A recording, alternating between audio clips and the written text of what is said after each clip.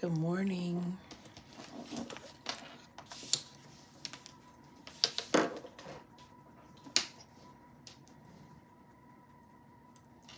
Good morning.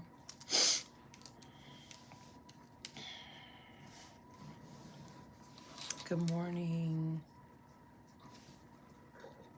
Uh-oh. Keep-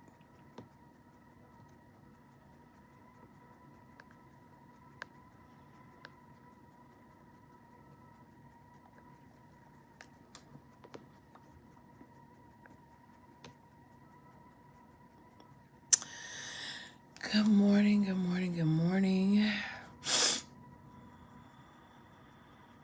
I am late, but good morning. I'm actually on time. Amen. Good morning. Good morning. Come on in. Get this lighting together. Come on in. Good morning. Good morning. I am in search of something. So talk amongst yourselves for a moment. Say good morning to each other past the virtual piece. Good morning. Good morning. Yes. Greetings, Dana. We absolutely are praying for you and your traveling mercies as you are headed to begin your new season, your new assignment in Memphis, Tennessee. We send you forth with prayers for traveling mercies, protection be around you. May you be alert in your driving, and may you be covered. May your car and all of the hardware and exterior and interior be covered. May it be with joy and ease that you make your triumphant entry into your new space. Absolutely, we lift you up. And if you have a prayer request while I'm searching for what I'm searching for, I invite you to please put it in the chat right now. Thank you to our DigiDeacon, Natasha Robinson. We thank you so much. Please click like and share right now. That would be greatly appreciated. If you are a subscriber to our Clearing, our more intimate community where we have an opportunity to talk back to the text, know that I just sent the link that is both in on our private Facebook page as well as to your emails. If you want to become a part of the Clearing, if you want to join us weekly, every Sunday live, or if you cannot be there live, if you want access to the recordings as well as to our private Facebook group, that is $30 a month. We invite you, just raise your hand and say me. Put an emoji, say me, please send me the link, and we will get that link to you, Natasha, or somebody will let me know that you want the link or to post the link, and I will post the link. I'm very appreciative for those of you that joined the Clearing. As you know, it's rare. I don't hype the Clearing up most times. I don't even put the link up, and it is just that organic of a community, and I give thanks for that. And so, if you want it, Ashe, just let us know in true digital Hush Harper fashion, and we will get you the link. Ashe, Ashe. So again, yes, keep praying for Dana, celebrating Dana and others. I am also lifting up, as I am searching, I am also lifting up here in Winston-Salem. I did not have the opportunity to know this person, but our village keeper, Maya McCoy, often posted on our page. I do have my camera set up interestingly this morning. So it feels like if you're in the corner with me, it's because you are. All right, I'm going to turn it this way. Winston-Salem and the Winston-Salem State University community lost a what appears to be a bright light in their community. Sister Tanisha Geist, who made her transition from labor to reward either yesterday or Friday after a long battle with cancer. As I'm reading my timeline from people here in Winston-Salem, I'm seeing all the beautiful tributes that are being offered on her behalf to pray for her and her children. And so we offer our condolences as well. Also, offer condolences to a community and to someone I went to high school with, her family, on the loss of their grandson. So Belle, Linnell, aka Belle McCoy, and Lynette McCoy, and the entire family, we lift you up at the transition of your grandson, and anyone else who is moving through grief. The Thompson family at the loss of their nephew, their grandson, anyone else who is dealing with grief, we absolutely lift you up. And as we are lifting, we know that we often have to do more than we have to do two things at once. And so we also celebrate with those who are celebrating. So we're celebrating, as we just named Dana. We're celebrating with Dana. We're lifting up Kim, Vini, and others who are starting school this week.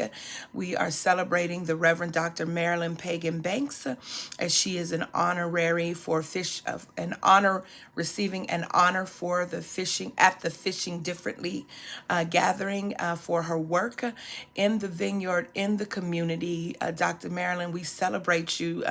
This community, your community, acknowledges your innovation, your fortitude, and the work that you have been doing in this community long since having burst the doors of the traditional brick and mortar church. You and Brother Heber Brown and others give me complete joy and restore my hope.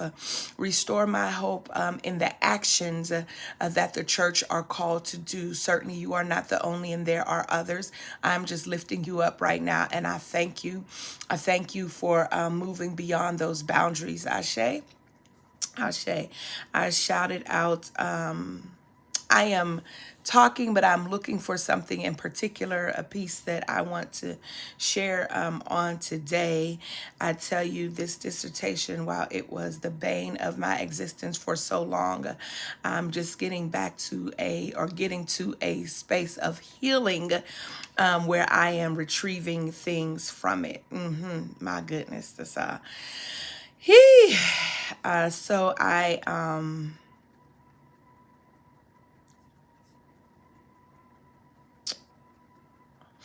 because I want to make sure that I am citing. Oftentimes, some of you will ask, where am I getting this from? What's the citation? Because you want to read up on it. And for a minute, even if I don't say according to me, a lot of this has been coming out of work that I've written, Ashe, that is not published. And so, amen to that. And I know people would say, you got to publish, you got to publish. Everyone has their road, and everyone has their way that they show up. And this is a form, while some will say, particularly in the academy, and our way of receiving and generating knowledge and putting knowledge out there is that it's only respected if it is in book form and paper form. And I just want to say that this, every week coming to you, Ashe, is a form of publishing, that now this lives on the internet. And while an institution might not respect it, I absolutely do, right? That this is a form. So, hold the chatter amongst yourselves. Good morning to those of you, cannot find it. Okay, Spirit saying it's already in your heart. You don't need to find it. Good morning to those of you that are joining. My name is Melva Sampson, and I am the creator, the curator, the digital griot of the Pink Road Chronicles, and we thank you for joining us. This is our spiritual gathering, our digital hush harbor, where we come and engage in the practice of truth telling and wisdom bearing, Ashe, and we welcome you to this space. We welcome you to this space.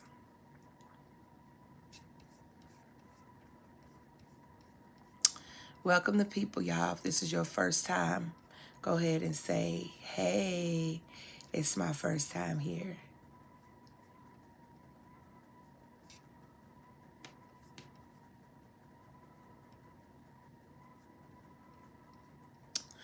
I want to just 45 more seconds, y'all.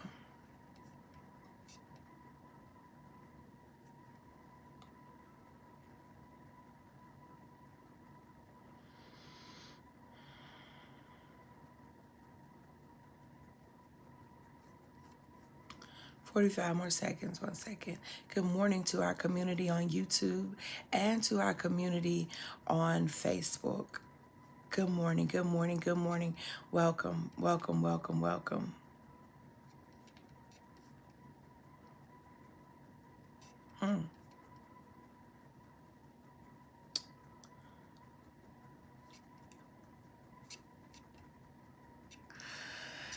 Ashe, okay, I am going to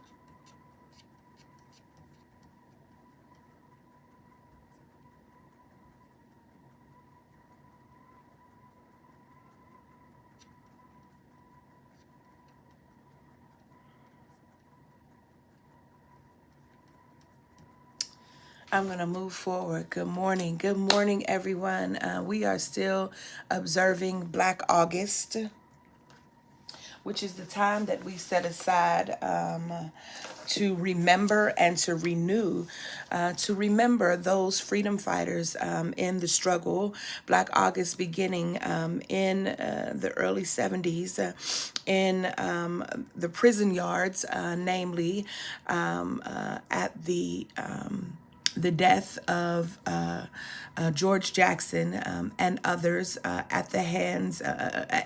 under suspicious causes. And it is the start of prison reform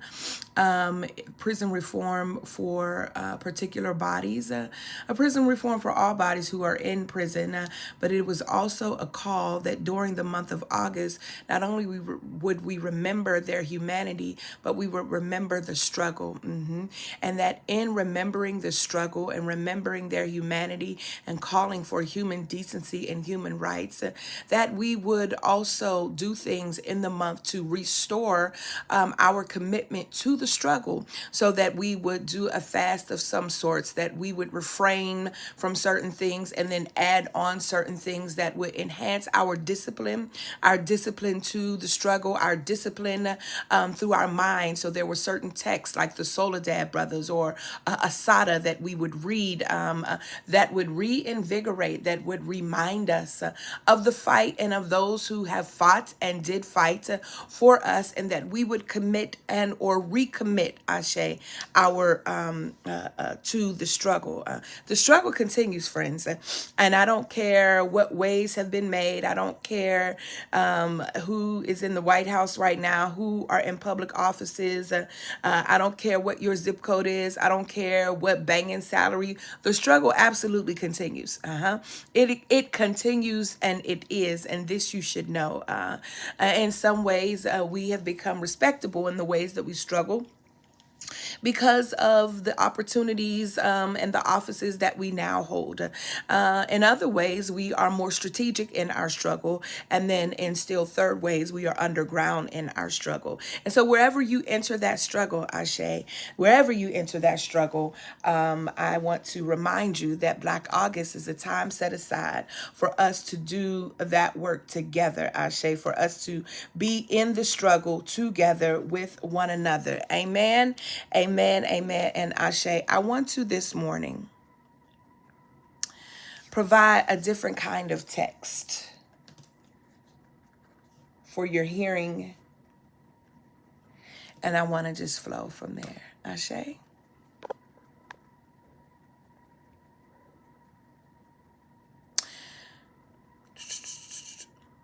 So here is a clip for us to just sort of organize our thoughts around. Kamala's, you had it right. You almost got it. I will say Kamala's name any way that I want to. No, but you mispronounced her and you also misjudged her. I just did, and I'll do it again. Mispronouncing her name. That's a refusal to acknowledge her humanity. If I purposely mispronounced your name, that would not be appropriate. Policies are Joe Biden's policies. She owns it. You're normalizing that kind of viciousness, man. 33 times. She was the She was the vice president on Joe Biden's bill. She was 33 times the deciding vote on Joe Biden's bills in the Senate. And let me just say this, because this Congresswoman is a wonderful human being, But when you disrespect Kamala Harris by saying you will call her whatever you want, I know you don't intend it to be that way. That's the history and legacy of white disregard for the humanity of black people. So now you're calling me racist. I didn't say. I just said you weren't a BS. racist. That is complete No, you don't have to intend racism to accomplish you are it. intending that I Your am disrespect racist, of Kamala and Harris that is part and parcel of a why tradition can't you of just- disrespect. Why It's can't you just, offensive, Congresswoman, and it's why can't you it's just, offensive. why I'm can't not calling you a disgusting. racist. No, I'm you saying are. what the practice is You racist. are. You absolutely just are. hear what Let I'm me saying? No, what's disgusting That is is your disgusting. disrespect of her. Professor. This gentleman said, You know what? I didn't know her name. Disgusting He's to trying women to do is it. her disrespect of women. She doesn't know what a woman is. And if 25 years ago, White women don't have the ability to tell black women who paid the price of blood to make this country what it is to tell them they're not real women. 25 They years care ago, for your babies 25 and years ago, respected I your became humanity. the first woman to graduate from the Citadel, the Military College of South Carolina. I So call fought her my name way right. through it. So pronounce her name blood, right. sweat, Let and me tears. actually So pronounce her name and right. Kamala Harris, if Kamala, I were a man, you said I this will We don't before call say you Nancy, any word I Nancy. want. It's Come on, Kamala. it's Kamala. You're doing this on purpose, I am Congresswoman. not. Disrespectful. You can't expect people to If respect a your man put service on if a you don't skirt and respect walked hers. that stage 25 years ago, she You're a would have white said woman she would have disrespecting a taken black that woman. That is achievement away from problematic. women. Professor That's Dyson, let me get in disgusting. here.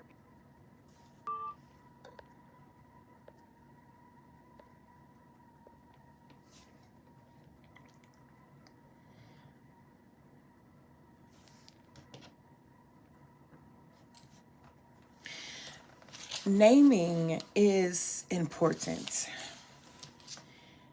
You have heard me, those of you who have journeyed with me now since 2016, and August is our anniversary month, by the way. Those of you who have journeyed with me here know that I often lift up the name Sobonfu Somé. Sobonfu Somé, who is now an ancestor, is a keeper of the ritual. She is from Burkina Faso, from the Dagara or Dagara tribe.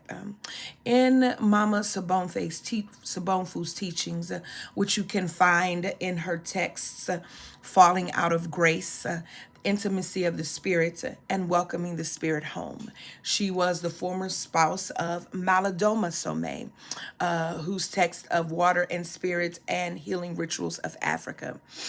She teaches about how each of us are born with a purpose and how we have to fulfill that purpose, and that her purpose was to bring the rituals to the West for people, her people and people at large who because of their upbringing in the West were disconnected from spirit and moreover disconnected from themselves. In her teachings, she shares about names. And her teaching around names are that names are just not picked randomly. That we don't make up names because they sound pretty. We just don't put random syllables together because this feels good in my spirit. According to Mama Sobonfu, names are connected with one's destiny. Names are connected with one's purpose. Names are connected with what one has said they have come or agreed, the sacred agreement that they made on the other side of time, right? So names are not random. And then she shares with us the process. She shares with us the process of naming, that when the parent, the mother is with child, that the chief is called or the chief or some elder of the community is called to listen and to ask the child who the child is and what the child has come to do. This can either happen with the elder or the mother's own ritual for asking the child, who are you and what have you come to do? The child will then, something will happen, some way of knowing will occur, to which the chief, the elder, or the mother will take notes. And then once the child comes actually on earth side here is born, then a naming ceremony will happen. And in this naming ceremony, the names usually aren't given right away. There is a period of time where either the elder, the chief, or the mother wants to confirm what they heard prior to the child being born, to actually see the characteristics, to maybe even divine, to maybe even engage in a divination to see what is being read, what energies the child is carrying. And so this is one way of naming. And based on what these energies say, what the shells read, what the child itself communicated through various forms, the child will then receive a name, and this name is attached to the sacred work or the energy or the function that the child will perform in the community. So when life happens and or when energies occur that separates the child from its original assignment, or as Mama E.T. Hari would say, when the child is separated from its consecrated identity, it is the responsibility of the elders to call the child's name. And when the child's name is called, it emits an energy to remind the child of its sacred assignment, of who the child is, that the child would then get back on track. You've heard me teach before that this is why it is not happenstance in our communities, particularly in our faith spaces, when the elders, when the mothers would call our names. When the mothers would call our names, and we would instantly stop in your tracks. But because we've been separated, because we had been cut off from our oral histories, our traditions, and even our spiritualities, we are now only reclaiming and recovering this deeper meaning that our names, energies are attached to our names. That even if you are at the childbearing stage and or age, or adopting, or however you come about engaging in parenthood or parental status, that it is important, I bid you, that you consider the name, that you consider what the work is that the child is coming to do, before you blend predicate and subject, before you blend a verb and consonants, that you would ask, what are you coming to do? Ashe, because we know that names mean something.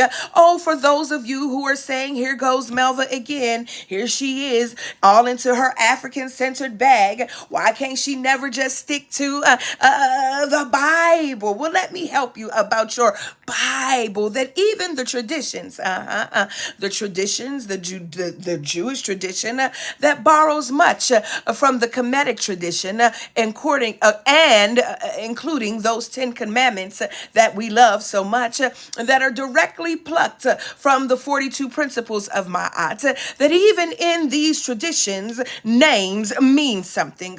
Just go to your Old Testament Bible.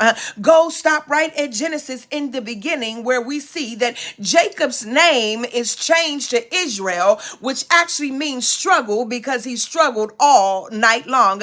Abram's name is changed to Abraham, and Sarai's name is changed to Sarah. Esther's name isn't even Esther. Her name is Hadassah. Just pause and listen and read to the ways in which locations are assigned names according to the way God showed up. Oh my goodness. If God showed up in a particular place, a memorial would be raised and a name would be given. Friends, I want to tell you on this morning that names mean something. And because of the Ma'afa, the great disruption, because of first the disruption that happens prior to the transatlantic slave trade, the tribal disruptions, the disruptions that happen from tribe to tribe, between tribe to tribe, where it was not uncommon common for one tribe to enslave another tribe, not justifying this kind of slavery. However, even in intertribal slavery, I imagine, nope. I hear the Spirit say no. Stay right there. That even in this kind of slavery, even as you see in your biblical terms, for those of you who are unable to make the leap, names were changed because the folk who were doing the enslaving knew, indigenous folk knew that there was some power attached to a name, and they knew to strip you of your name, to strip you of your power, is to dehumanize you. And so when the intertribal disruptions expanded to other people from the other continents coming to see the value, the riches, the resources of many places on the west coast of Africa, as tribal leaders begin to sell other tribal members, other opposing tribal members to these people, the first thing that they did was strip them of their name. They took their names, one, because they couldn't say their names, but two, because even they, in their ignorance, could acknowledge that they didn't understand the names that were being called, and they would be able to watch when things happen when they call a particular name. It is also why I struggle when people struggle to understand that God is known by many names. I struggle when folks struggle because in other traditions, we understand names of God in different languages. That God is not just God, which is not even the name of God. It is our English understanding of God, but the name even of itself in Hebrew doesn't have any vowels, and so it's hard to pronounce. Jesus, my goodness, help me today. That names mean something. We know about the three boys, Shadrach, Meshach, and Abednego, or a bad Negro. We know about the ways in which their names were stripped from them. So we know the importance of a name. And even if your name was made up, even if your mama named you Mercedes because she always wanted one, whatever it is, that there was an intention behind it.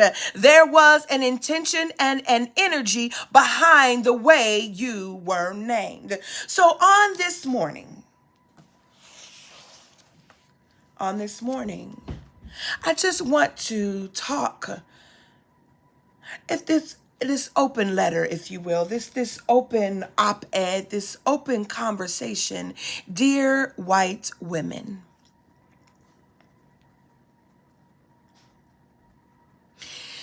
Dear white women.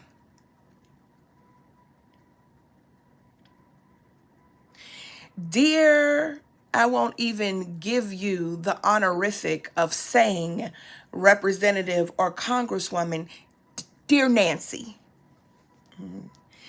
Dear Nancy and other Nancys, and in the words of the Reverend Dr. Michael Eric Dyson, dear Karen and Barbie and Becky. Dear white women who remain silent on this blue app and in person. Dear white women who weaponize tears. Dear white women who struggle because at the moment they are confronted, they want to scream that someone is calling them racist. Dear white women who say that they are in solidarity with us, but we can't hear nobody crying, praying, or saying we can't see the risk being taken. Dear white women who will hear this and will see this and will not share, and who will have a problem and wonder, well, that's not me. Dear you, I'm talking to you. Dear Nancy, how dare you? How dare you suggest that, quote, I will say her name any way that I want to. I just did, and I will do it again. I'm not making points, but if I was, the first point I would tell you, Nancy, is watch your mouth. Yeah. White women, watch your mouths. How dare you say that not only will you not stand and take the correction to do the humanly decent thing as to pronounce somebody's God-given name correctly, but that you will say it how you want to say it, any way you want to say it, and you will continue to do it. Here is the issue, and I have been enraged since I saw this clip on Friday.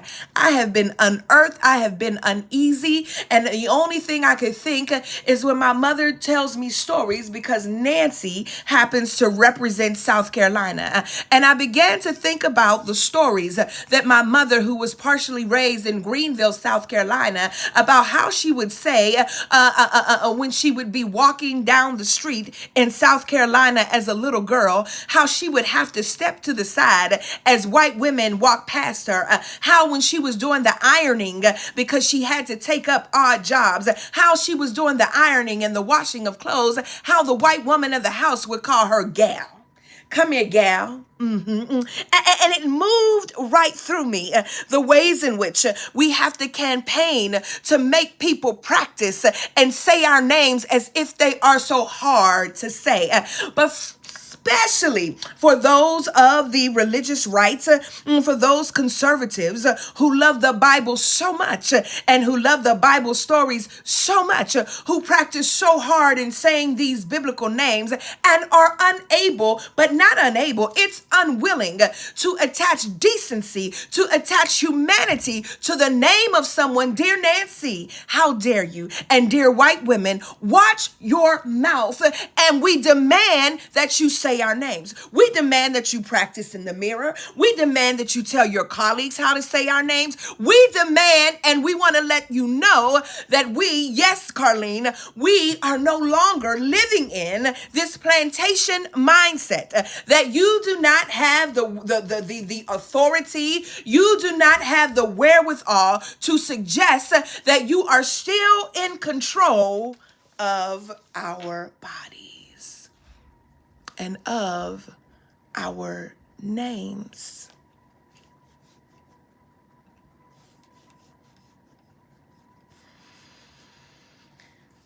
Let's just do a little history about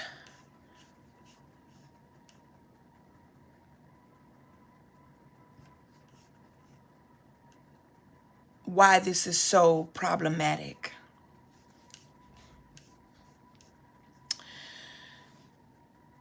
In that moment, Nancy is using the Vice President of the United States, whose name is Kamala, that rhymes with Mamala, is seeing her as a commodity.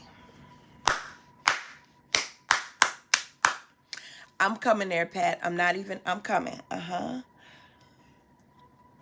She used that CNN interview as a way to attempt to dehumanize the V POTUS. And in dehumanizing her, CNN and the performance served as a kind of auction block. That when you parade intentionally someone's body or someone's name before a crowd to make a spectacle of them, this was Nancy's intention. According to me, the auction block is the epitome of dehumanization. The power of slavery lies in its ability to dehumanize the other. The process then of dehumanization, or what Anthony Penn calls thingification, connotes an otherness of the black body within the context of a world defined by white superiority. Anthony Penn apprised that the effort to, quote, objectify, to disfigure or transfix the body commences on the middle passage and is made complete on the auction block, end quote. The physical site of the auction block is where black bodies are placed on display and displayed upon. The slave auction is the space where difference in character and capability is solidified, subjectivity is denied, and the status of non-being of enslaved African bodies is reified. Let me run it back. that the auction block is the space where difference in character, and I'm going to add and name, yeah, and capability is solidified. It is where subjectivity, her ability to say her name as her name, to be a self-determining person, where it is denied, and the status of non-being, because I can say her name how I want to say her name, and I will do it whenever I like. The status of non-being is reified on these auction blocks. That the slave auction constructed a sullied position of inferiority and ability based on the politics of domination visible in the performance of European privilege, which equated to superiority. On the auction block, the identity of the enslaved is cemented from human to inhumane. The enslaved are being introduced to a new world and are quickly becoming aware of their place and their role in it. Given no time to grieve the abrupt nature of their forced departure from the soil of their birth, they quickly move from subjects with souls to soulless, commodified bodies, objects of the capitalist marketplace. Penn describes, quote, slave auctions as a ritual of reference by means of which the identity of slaves as objects of history was given its most extreme affirmation, end quote. He expounded upon the loss of subjectivity in the following way, quote, Perception of the African as property, we have seen, was owed to physical differences, that eventually gave rise to an assumed difference in character and capability. Historical and psychological, legal and social mechanisms were put in place to safeguard this inferiority of the African and superiority of the European. In short, the ideological and structural arguments of this for African inferiority resulted in the creation of the Negro. The ramifications of this process were embodied in institutional practices and enacted in everyday folkways under varying circumstances and evolving conditions. Hold on, I'm going to tie it up in 1 second. Bodies, specifically black female slave bodies, were read as texts of commodity. Slave buyers, male and white, are examining women's breasts, hands, mouths, etc., to try and figure out how to translate a black woman's body into their economic commodification. More succinctly, slave auctioneers are making the correlation between black women's breast size or black women's ability to produce, to lactate, to feed their own system, and a healthy marketplace. To this point, historian Walter Johnson illustrated the following about the objectification of black bodies, quote, that the shared communion in the rights of the slave market, the looking, the stripping, the touching, the bantering, and the evaluating, and I add the renaming, white men confirmed their commonality with the other men with whom they inspected the slaves. The debasing display of black flesh congealed the Africans as, quote, both existentially and ontologically inferior, end quote. The enslaved Africans then were forced to recognize their non-being status, which, according to Penn, quote, promoted a sense of dread and terror, end quote. High anxiety accompanied the bodies subdued to a marginal position. I'm going somewhere. And at any whim, black bodies would be subject to sale. Thus, the reading of their fleshly text suggests economic gain. Commodified bodies were subject to abject treatment, and the conditions of the auction block were the same as the Middle Passage.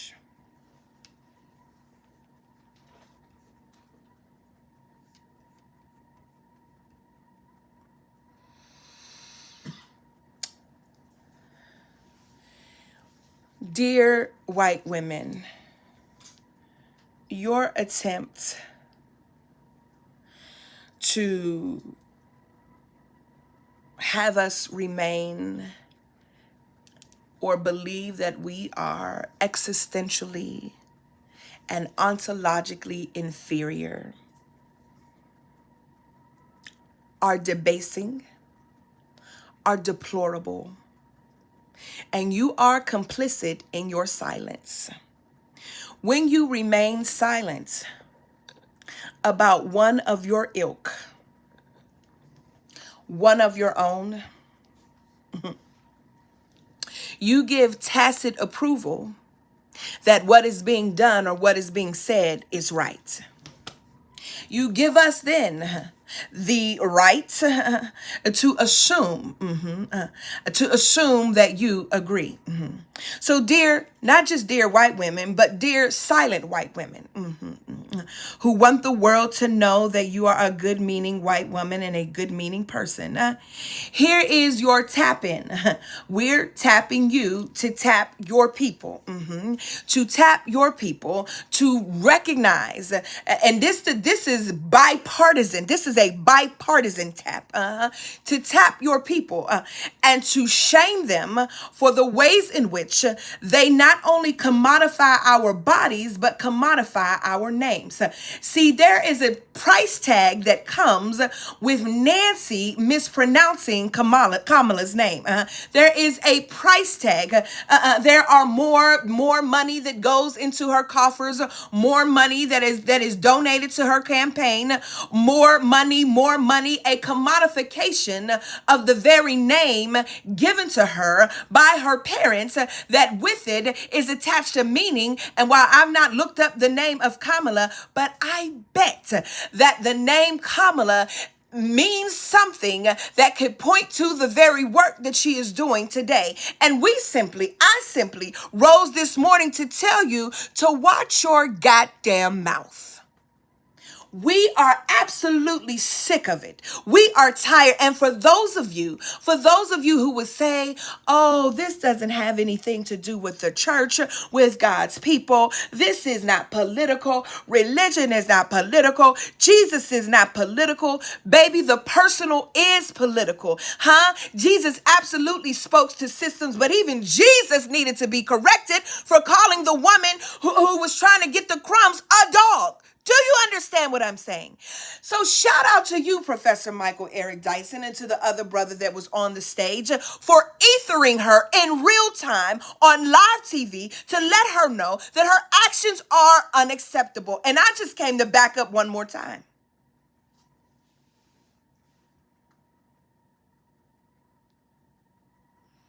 That we will not be silent. Second, dear Nancy and dear white women, when your behavior is called out, this whole now you're calling me a racist card is very old and very tired. I remember one time being at an American Academy of Religion meeting and in a very packed offering. It was very packed, so much so that I had to sit on the front row. And on the front row was myself, and to my left there was a senior scholar, a white woman, a senior scholar in practical theology, and there was me, and then there were two people on the other side of me that she was attempting to be in conversation with. The issue is that my body is in the way, and so this woman to my left, this senior white scholar, practical theologian, continued to reach over my body to, tap or to say hey, and to talk across me without ever acknowledging my body. I am sitting right here, never said excuse me, never said, hey, how you doing? I'm sorry for talking over you. Never, just acted as if I was invisible because I was. My name tag is right here. And so that's notable for 1 second. I'll come back to it. But my name tag is right here, visible. You can clearly see it. You see my name and you see the institution that I was representing at the time. After the presentations happened, during the question and answer segment, this same person began to talk about how it's important that, as white women, we be in solidarity with Black women, and it's important that we understand how we embody or embodying various diverse theological approaches to talking about God and blah, blah, blah, blah, blah, blah, blah. Well, I could not take it anymore, and the spirit welled up and raised up in me. And as it raised up in me, I said, I take issue. And I cannot sit here and be silent. I take issue because for the first 10 minutes of this session, you reached across my body and you never even addressed me. You never even acknowledged me. You never said my name. And it's right here. You never engaged me. You reached across me as if I was invisible, that you didn't see me, that my body was just a placeholder. It was just in the way. And at that moment, she cries out, I am not a racist. How dare you? And then she looks for my name. What is your name? What institution are you from? Because I'm going to report you. You will not call me racist, friend. I never said the word racist. I never called you racist. I called out your action. Period. I called out your actions.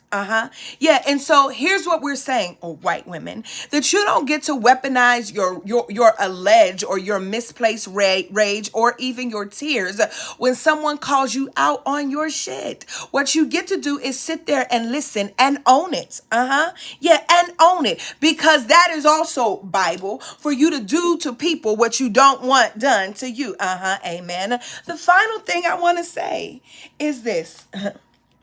When Nancy says she doesn't know that the POTUS, Kamala Harris, doesn't know what a woman is.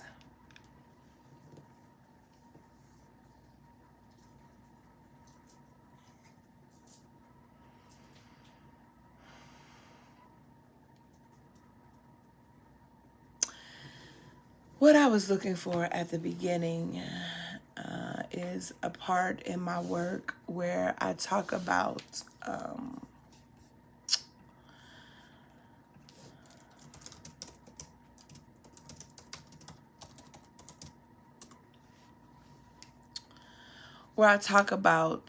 the cult of true womanhood.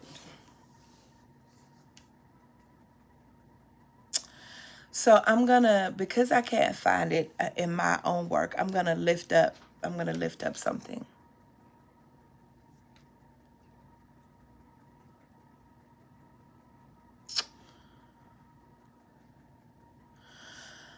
So this is from Jean Boydston.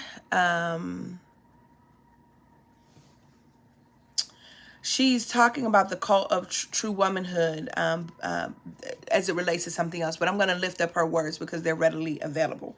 And then I'm going to add to it. The cult of true womanhood, a collection of attitudes that associated true womanhood. A collection of attitudes that associated true womanhood with the home and family. That in their homes, presumably safely guarded from the sullying influences of business and public affairs, women effortlessly directed their households and exerted a serene moral influence over their husbands and children. By both temperament and ability, so custom had it, women were ill-suited to hard labor, to the rough and tumble of political life, or to the competitive individualism of the industrial economy. In fact, the cult of true womanhood seldom provided a very accurate description of women's daily experiences, even for relatively privileged women like Susan B. Anthony and Elizabeth Cady Stanton. Anthony offers an especially striking example of the paradoxes of the cult of true womanhood. Like many other 19th century women before the Civil War, but especially after it, Susan B. Anthony did not marry, did not have children, did not stay at home, traveled constantly, and was self-supporting through most of her life.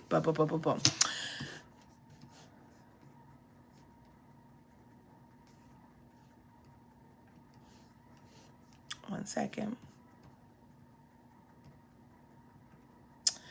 Another way to talk about this, stay with me, I'm gonna wrap it up, that it's also a way to talk about this as the cult of true womanhood is the culture of domesticity. Now, this is not what Nancy is talking about, but here's what I want to tie.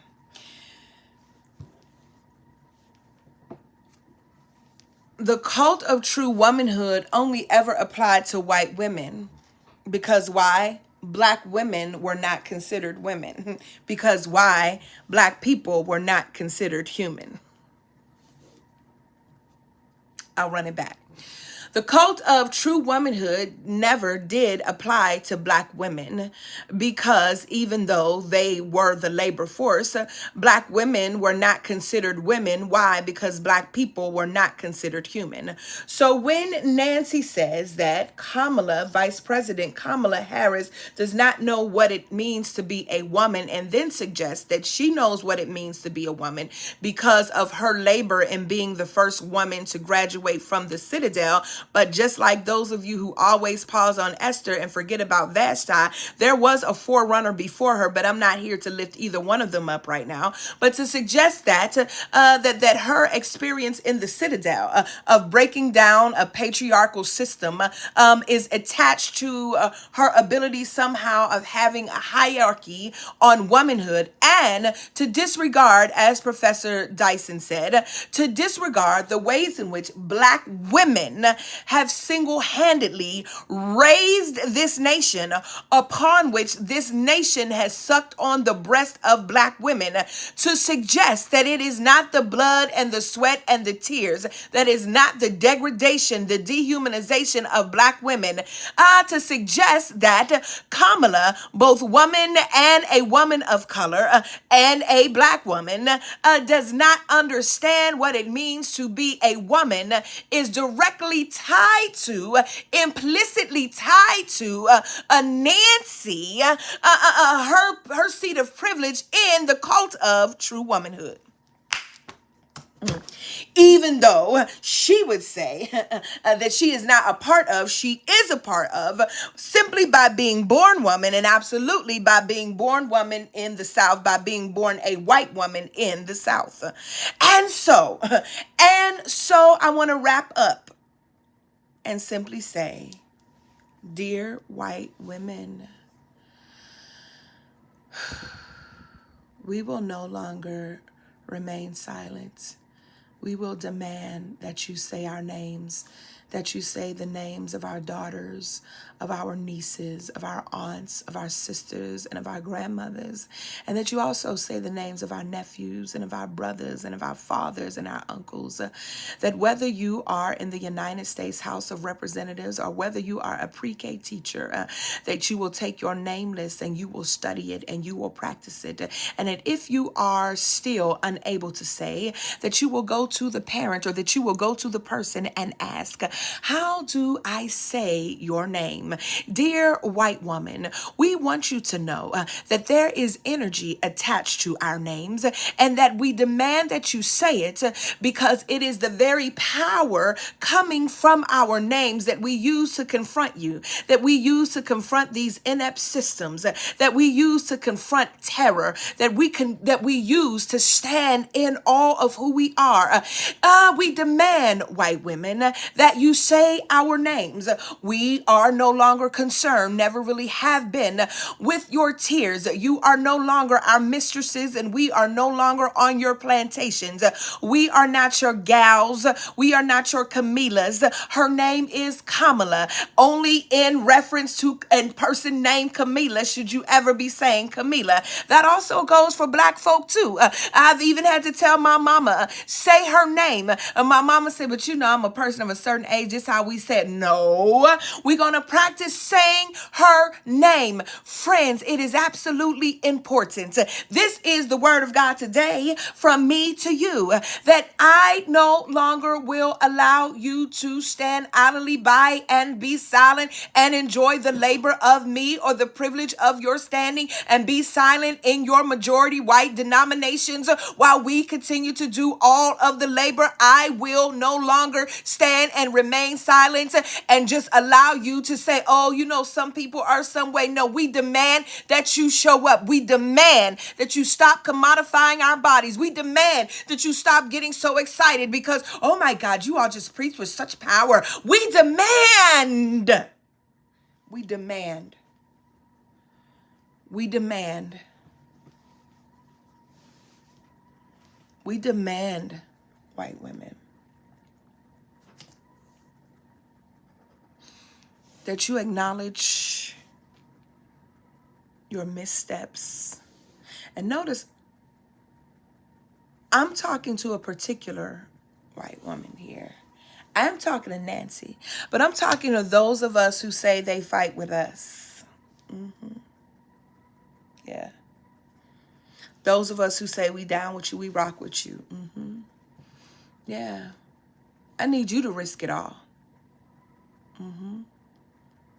I need you to risk it all. Yeah. I need you. Where are our modern Viola Luizos?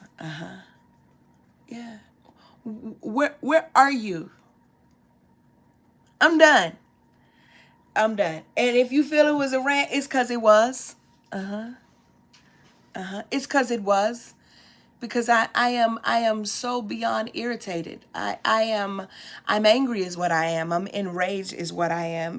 I am I will say her name the way I want to.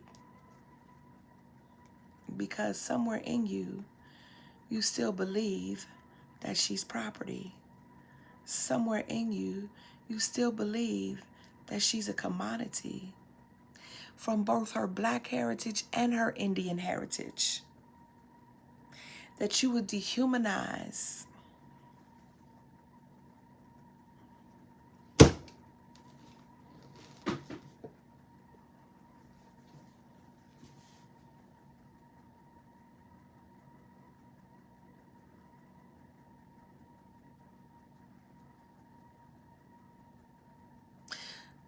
that's gospel. You want a gospel? That's it right there. Check yourself.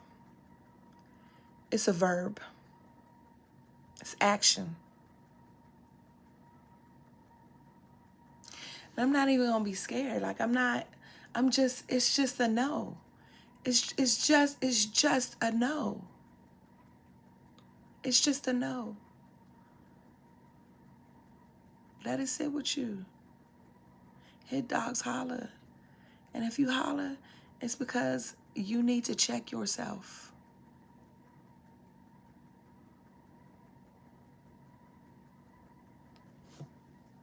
Make them say your names. Pause them and stop them. And don't laugh it away. Oh, it's okay. No, it's not okay. Make them say your name. Make them say your children's names. Make them say your name. This has been the inspired word for the people. Thanks be. Thanks be. Ashe. I am getting ready to head over to the clearing. I didn't see, Natasha, do you know if there were any hands raised for people who wanted the link to the clearing? If there are, can you let me know?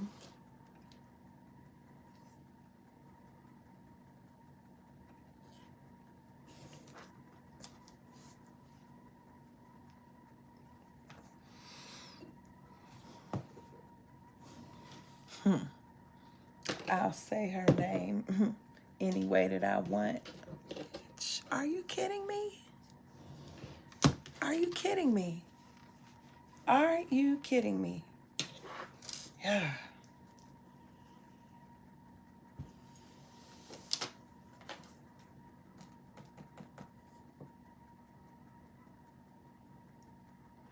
And I'm done for real, but let me come back to say this. I don't see anyone requesting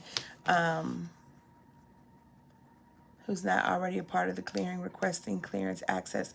So I'm going to go ahead and go. But let me say this. Actually, let me put, well, no, it has to be this way. And it is a class issue.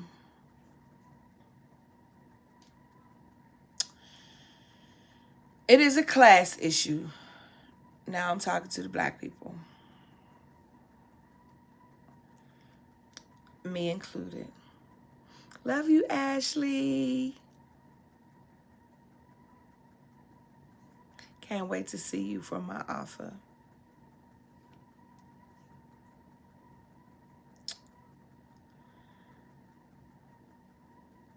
Hey, Auntie Margie. This is a class issue.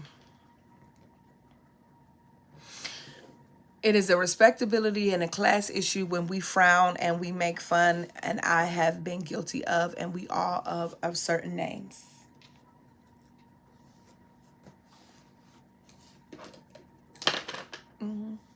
It's a respectability issue. Because we want folks to be able to pass, and we don't want them to be judged based on their names. But I want to say we're classist when we do that. I just want to help us. We are classist when we do that.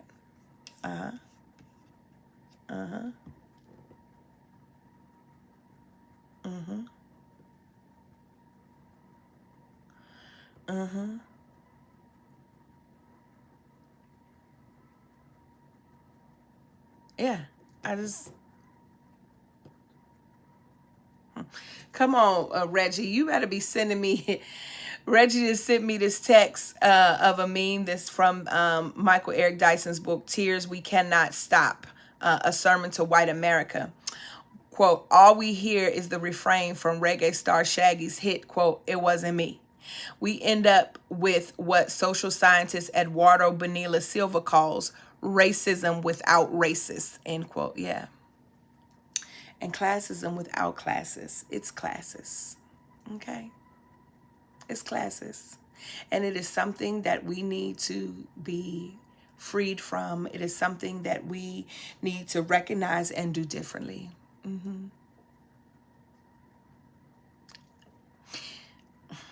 It just is. It just is. We have to begin to admit when we are engaging in respectability politics, and just because your politics, we usually, when we talk about respectability politics, is usually regarding dress, appearance, aesthetics. It is rare that we talk about respectability politics as it relates to how we name our children. And so even the power of, the flip of that is even beginning from the late 60s to early and mid 70s, and even still today, when people retrieve their African names or go through rites of passage to receive an African name, they have the power of naming because they recognize that the energy attached to their surname, their last name, is attached oftentimes to the owner of the plantation. I'm going to get off of here. I'm going somewhere else now. I'm going to get off of here. I'm going to just simply say, it's not only Dear Nancy, it's Dear Us. She's not the only one pronouncing Kamala's name wrong.